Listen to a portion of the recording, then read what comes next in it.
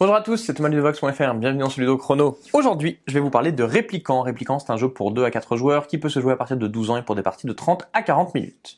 Répliquant, c'est un jeu qui se passe dans le futur dans lequel on a créé des créatures, les répliquants, qui sont capables de se répliquer et qui sont composés d'un cœur et d'une âme. Cette âme, elle va dépendre de leur coût en énergie et des capacités qu'ils vont avoir. Le but du jeu va être tout simplement d'affronter les répliquants adverses pour réussir à les détruire ou à détruire leur matrice. Alors voyons voir comment ça va se passer. Et bien tout d'abord, on va mettre le plateau au centre de la table en fonction du nombre de joueurs. Chaque joueur va prendre un certain nombre de cœurs et va prendre les âmes de sa couleur ainsi qu'une petite plaquette d'aide de jeu. Puis, on va faire une mise en place qui correspond à nos répliquants de départ avec la matrice au centre. La matrice, c'est un petit peu le cœur de notre équipe, c'est celle qui va nous permettre de créer de nouveaux répliquants et surtout celle qu'on va éviter de perdre sous peine de perdre la partie.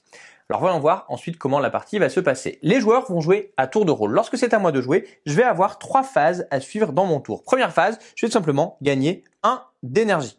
Alors, cette énergie, si jamais je suis au maximum et que je dois en gagner, dans ce cas-là, j'ai une surcharge et je serai obligé de détruire un de mes répliquants. C'est donc quelque chose qu'on veut éviter. Je peux maintenant passer à la seconde phase et pour cette seconde phase, je vais avoir un choix. Soit je crée un nouveau répliquant, ici je ne peux pas le faire, soit je vais déplacer un de mes répliquants. Pour déplacer un répliquant, je vais regarder sur son âme quelles sont les cases qu'il peut atteindre. Pour cela, on va regarder les cases avec des traits. Ce sont les cases qu'il peut atteindre en se déplaçant, en marchant. Donc par exemple, en théorie, ce répliquant pourrait aller sur la case qui est ici, ici et ici. Néanmoins, on ne peut jamais se déplacer sur une case d'un répliquant de notre couleur et donc la seule case qu'il pourrait avoir, ce serait la case qui est ici. De plus, le répliquant qui est ici pourrait se déplacer jusqu'à la case qui est là, mais là aussi, on ne peut pas traverser de case avec un répliquant. Donc, je vais déplacer mon répliquant ici. Pour la troisième phase, je vais avoir un choix. Je peux soit tourner un répliquant d'un cran, soit gagner 1 d'énergie. C'est ce que je vais faire. Mon tour est terminé. C'est au tour de la joueuse qui est à ma gauche. Celle-ci va faire comme moi. Elle va gagner 1 d'énergie. Elle va déplacer ici un répliquant et elle va en tourner un autre.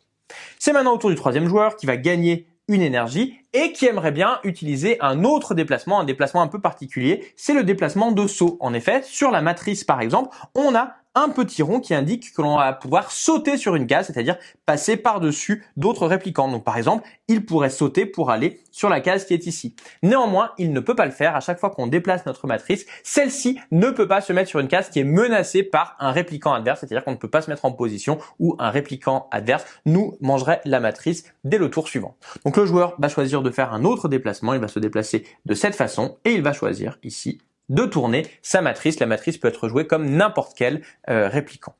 Son tour est terminé. C'est maintenant à moi de jouer. Je vais gagner ici une énergie et au lieu de déplacer un répliquant, je vais en créer un nouveau. Pour créer un nouveau répliquant, il faut que j'ai un cœur de disponible et que j'ai une âme de disponible. Il faudra également que je paye le coût de l'âme que je veux placer pour pouvoir placer mon répliquant toujours à côté de ma matrice et sur une case qui n'est pas menacée par un répliquant adverse. Donc en l'occurrence, là, j'ai 3 énergies. Je vais choisir de faire un répliquant de niveau 3 que je vais mettre ici à côté de ma matrice. Pour terminer mon tour, je pourrais gagner 1 d'énergie.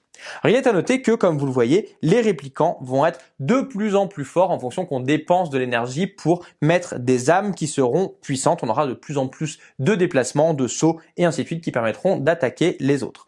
En effet, si jamais à un moment donné, je réussis à me déplacer sur la case d'un répliquant adverse, dans ce cas-là, il est détruit. Je vais rendre le cœur à son propriétaire, mais je vais garder son âme qui me fera éventuellement des points. Il est à noter qu'on a un répliquant un peu particulier, c'est le répliquant numéro 5. En effet, celui-ci a des arcs électriques. On peut se servir des arcs électriques à notre tour pour donc détruire un répliquant qui serait sur une des cases marquées par une croix et ensuite déplacer un autre de nos répliquants sur une case vide. Si on ne peut pas le faire, on ne peut pas utiliser l'arc électrique. Dans tous les cas, les joueurs vont continuer à jouer jusqu'à ce qu'un joueur soit éliminé de la partie, soit parce qu'il a perdu sa matrice, soit parce qu'il n'a plus que 3 répliquants sur le terrain. Si on est à 2 joueurs, eh bien, c'est son adversaire qui a gagné. Si on est à 3 ou 4, les joueurs vont compter les points qu'ils ont marqués en comptant combien de répliquants adverses ils ont détruits, sachant qu'une matrice va coûter 2 points. Il y a aussi un cas de figure dans lequel on pourra détruire plusieurs répliquants en un seul tour si ça met fin à la partie. Et dans ce cas-là, on aura également un petit bonus d'1 demi-point. Chaque joueur fait la somme de tous ses points et vous l'avez compris, c'est celui qui a le plus de points qui remporte la victoire. Il est à noter qu'à 4, vous pourrez également jouer en équipe. Répliquant, c'est donc un jeu dans lequel il faudra bien choisir comment se placer sur le plateau, comment se déplacer, comment orienter nos répliquants pour pouvoir attaquer les répliquants adverses tout en étant en défense des nôtres. Voilà, vous savez presque tout sur Répliquant maintenant. À vous de jouer et à bientôt sur Vox.fr.